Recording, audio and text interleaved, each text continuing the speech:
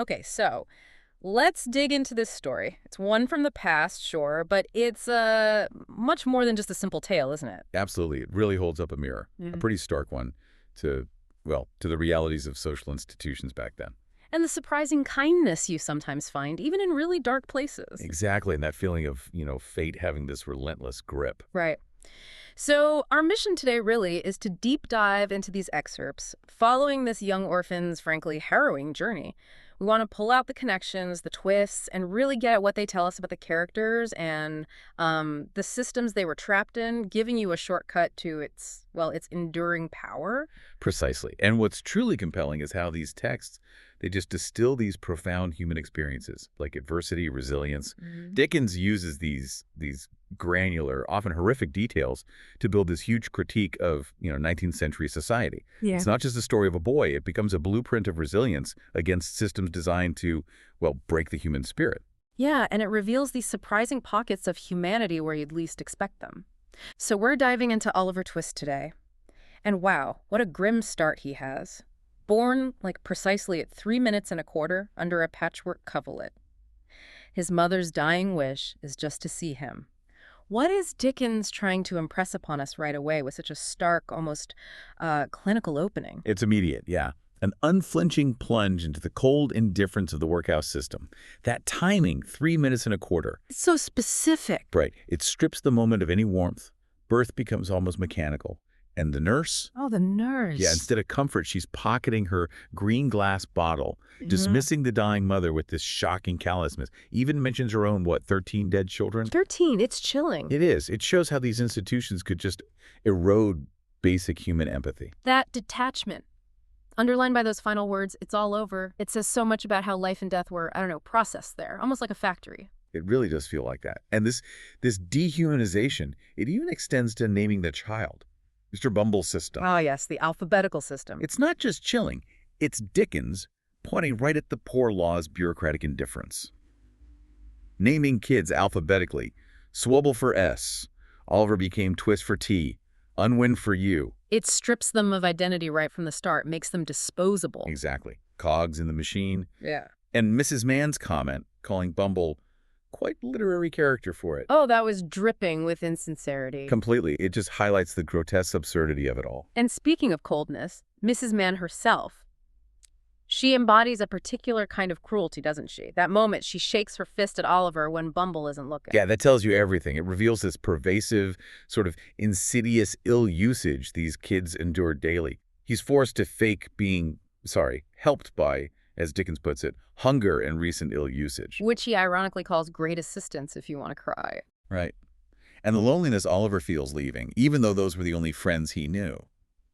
It's wretched, but it highlights the psychological damage. It really makes your heart ache. And then the journey with Bumble, Oliver keeps asking, hopefully, nearly there. And just gets these brief and snappish replies. It just drives home his total isolation, his vulnerability in this system. So Oliver's world, already shaped by this institutional neglect, is about to get even darker. And strangely, it's a simple, desperate request that pushes him into this shadowy underworld, exposing the hypocrisy Dickens attacked so fiercely.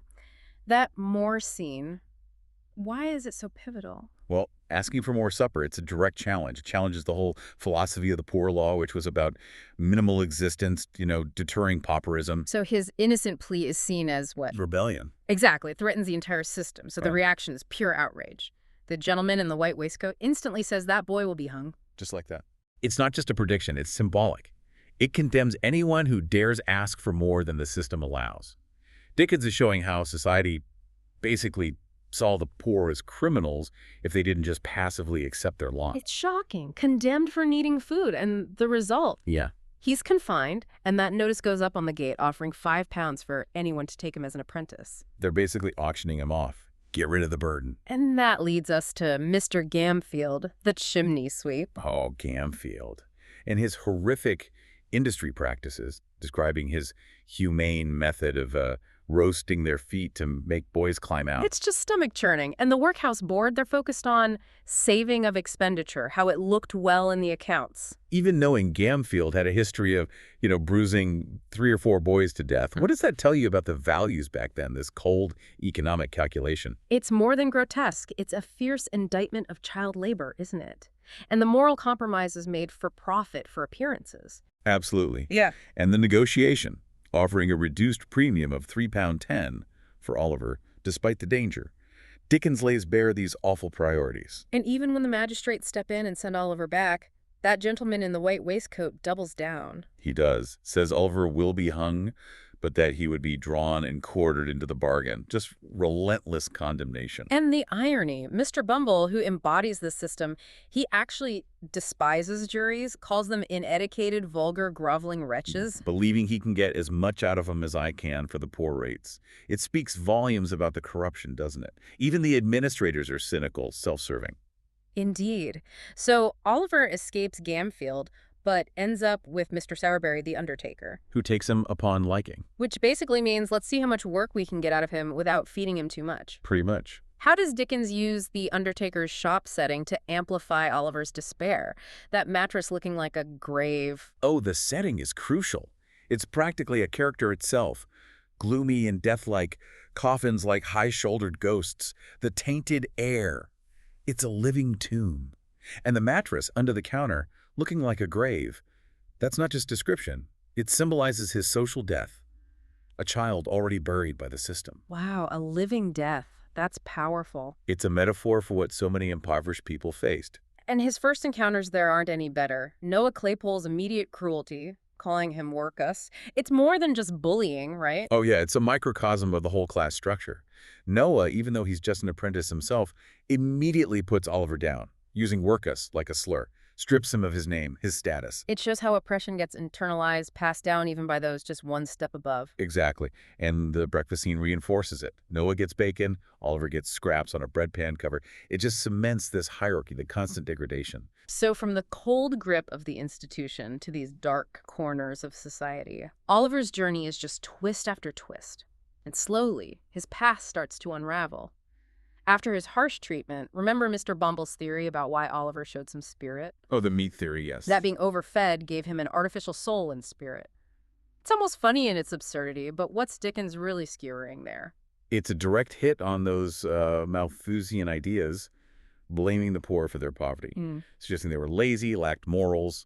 Bumble's theory implies the poor shouldn't have spirit. They should be passive, grateful. It denies their basic humanity. So Oliver's escape to London, though terrifying, is actually an act of agency. Absolutely. A testament to that spirit they tried to crush. And in London, finally, a spark of kindness for Mr. Brownlow. He notes something that touches and interests me in Oliver's face, a familiar look. How does this brief haven feel after everything? It must have felt like heaven itself, a total contrast to the workhouse, the undertakers. He's treated with kindness, solicitude that knew no bounds. He gets new clothes, is delighted selling his old rags. It's more than just comfort. It's about restoring his dignity, seeing him as a person, not a workhouse. But Dickens reminds us quickly how fragile these havens are. And right on cue, enter Mr. Grimwig, with his appetite for contradiction. He immediately suspects Oliver. He is deceiving you, my good friend. Which leads to that dramatic bet with Brownlow about Oliver's honesty. A bet that, unfortunately, plays right into the hands of the underworld. Precisely. It allows Nancy, under Fagin's orders, to stage that whole scene. Pretending Oliver ran away from respectable parents to join thieves, she's very convincing to the bystanders. And Oliver's shock at recognizing Nancy, who'd actually shown him some kindness before, it just underscores the terror of being dragged back. Back to Fagin's den, where the Artful Dodger and Charlie Bates just rifle through his new clothes laughing. What about Fagin's intention? To slowly instill poison into Oliver, seeing it as the man against the child. What does that reveal about his criminal operation? It shows Fagin isn't just after pickpockets. He wants total psychological control. The poison is meant to corrupt Oliver's soul, make him ours for his life. So it's not just about crime, it's about corrupting innocence. Exactly. A battle for the child's moral compass. It mirrors the institutional control, but it's more personal, more insidious. Truly chilling. And then the Chertsey robbery is planned. Sykes needs a small boy. Yeah, he's frustrated with the juvenile delinquent society taking boys away from crime. And Nancy knows the whole plan. Oliver's terror during that burglary attempt, begging for mercy, and Sykes threatening to strew your brains upon the grass. It's just absolute desperation. And that terrifying experience, it actually becomes the trigger for uncovering Oliver's past. Right.